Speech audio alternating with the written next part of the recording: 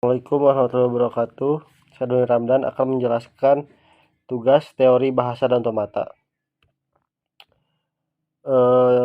tentang kelebihan dan kekurangan NFA dan DFA baik dari transisi, pembacaan string, dan implementasi modelnya. Pertama ada kelebihan.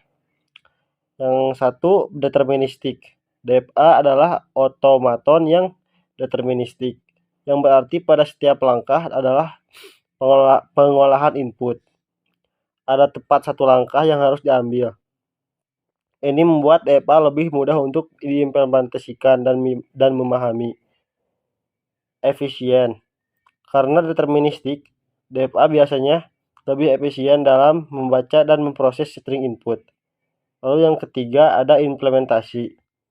DFA cenderung lebih mudah diimplementasikan dalam kode komputer karena hanya memerlukan tabel transisi yang sederhana. Lalu ada kekurangan. Satu, keterbatasan ekspresif. DFA tidak dapat mengenali bahasa-bahasa yang memerlukan pemrosesan yang lebih kompleks atau bahasa-bahasa kontekstual. Mereka hanya cocok untuk bahasa-bahasa reguler. Yang kedua, yaitu membutuhkan jumlah keadaan yang banyak. Beberapa bahasa mungkin memerlukan DFA dengan jumlah keadaan yang sangat besar, yang dapat membuat tabel transisi menjadi besar dan memakan memori. Lalu ada kelebihan dari NFA. Kelebihan. Satu, lebih ekspresif. NFA lebih ekspresif daripada DFA dan dapat mengenali bahasa yang kontekstual dan reguler. Mereka dapat mengenali bahasa yang lebih kompleks daripada yang dapat dikenali oleh DFA. Yang kedua adalah lebih kompak. Karena sifat non-deterministik, NFA seringkali lebih kompak daripada DFA.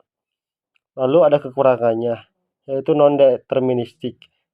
Sifat non-deterministik dari NFA membuat lebih sulit untuk memahami dan diimplementasikan dibanding dengan DFA pada setiap langkah.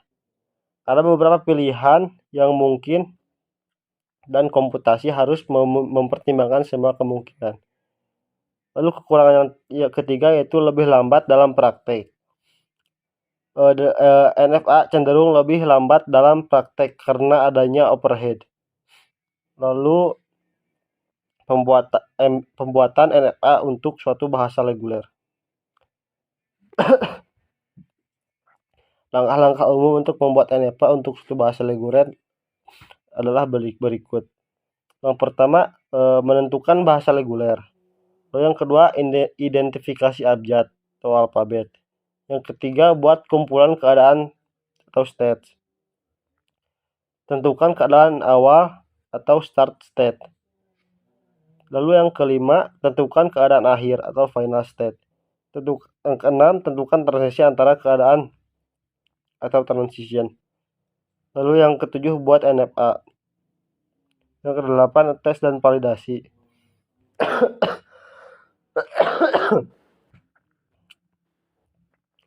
Lalu berikut adalah contoh DFA yang ekuivalen serta pembacaan stringnya.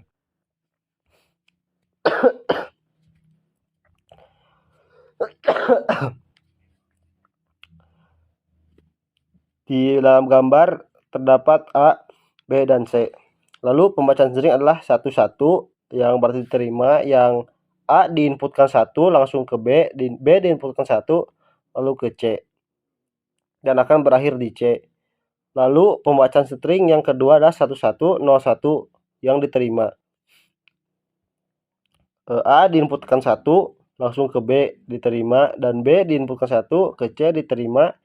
C diinputkan 0 akan balik lagi ke 0 ke C. Lalu selesai. Lalu pembacaan string 01 akan ditolak. Di awal A diinputkan 0 akan ditolak karena tidak memiliki perintah 0. Lalu berikut adalah tabel DFA yang ekuivalen. Sekian dari saya. Assalamualaikum warahmatullahi wabarakatuh.